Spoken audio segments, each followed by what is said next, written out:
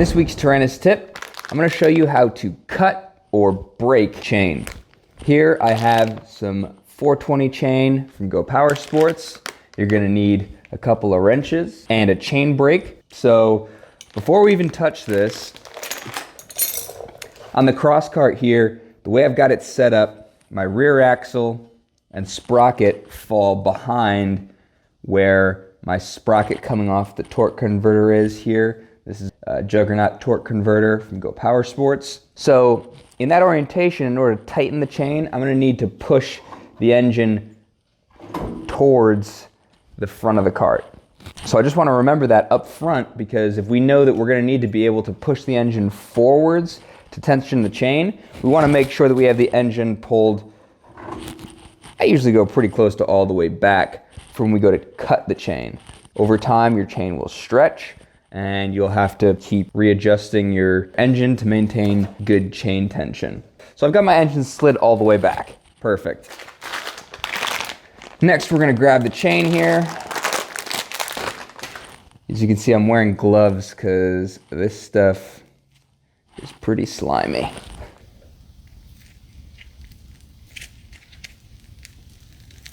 That's what you want. This is a good lubed up brand new chain. And all right, so first things first, we're going to want to find the master link. We're also going to need some pliers. I'm pretty sure they make a specific tool for this, but I've never actually seen anyone use one. So right here is our master link. And in order to take this off, I come up here. This is the chain link that we want to take off. You can see it's got the opening on this side. I'll go one link over and insert my pliers in here just for leverage. And with the other jaw of my pliers, barely grab on the edge there and squeeze. And she comes right off. So you got the little clip and then this little flat piece of the link, and then the rest of the master link comes out just like that. So you're gonna be careful, put these aside, we're gonna need these later. So now we've got our chain opened up. Let's get it sized correctly. So I'm gonna go ahead and just feed this chain up and in. So I've got my chain laid in there pretty nice and taut, everything feels good. I like to just push my chain right down in and let it line up right next to the end link here. I want to see which link is going to fit closest to it onto my sprocket. And it's going to be this one right here where my thumb is. You can mark it and take it off, but I don't feel like snaking this back in. So we're going to use this tool right here, which is called a chain brake. And essentially what this is we're going to use a couple of wrenches on these nuts here to force this pin down and through and knock out the pin that holds the chain link together. Let me set it up and it'll make a little bit more sense. So this is the link that I want to be my last link here. And so I'm going to take my chain brake, and this is the pin that I'm going for right here. So as you can see, I've got the pin here lined up with the pin of the actual chain. Now we're going to use these nuts to just force this pin out the other side.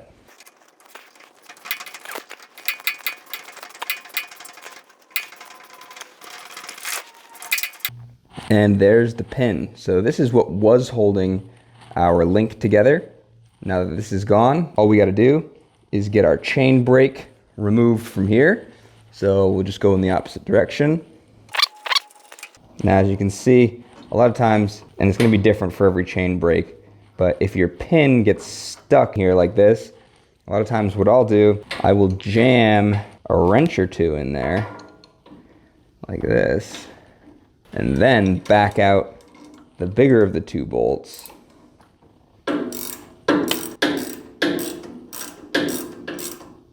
And it forces it to pull that plunger back through the chain.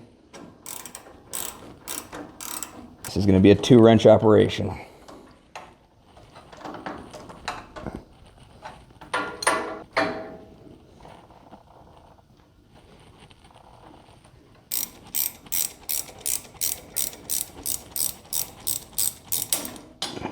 There we go.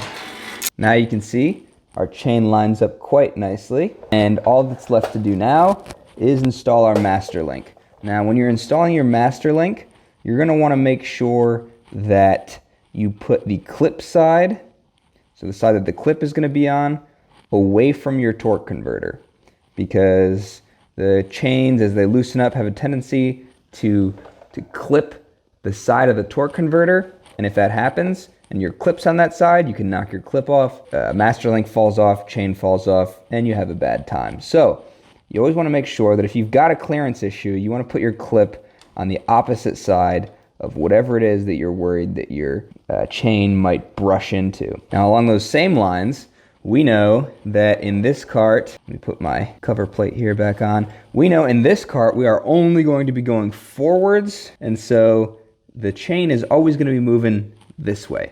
So if it's going to bump into anything, it's going to hit on this side of the link before it hits on this side of the link.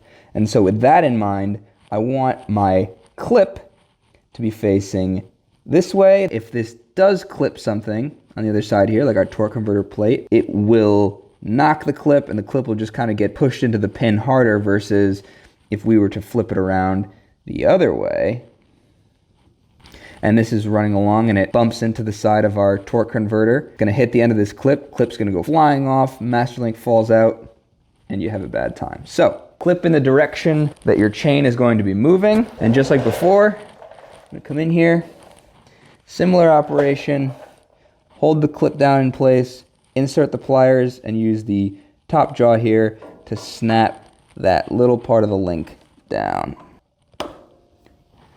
And just like that, we're good. Sometimes you'll see that these little arms lift up. You want to make sure they sit underneath the pin and that you're all locked in good. That looks perfect. Now that we've got our chain cut to size and the master link installed, last thing to do is to slide our engine forward a little bit until we get the chain tension we're looking for. Just a little bit of play is kind of where I like to be, 1/4 inch. See what works best for you, but I like just a little bit of play because I know I'm going to stretch this chain when I start thrashing on this thing. If you found this video helpful, go ahead and hit that thumbs up button. That way other people who are curious about how to do this kind of stuff can find this video. And I'll catch you in the next one.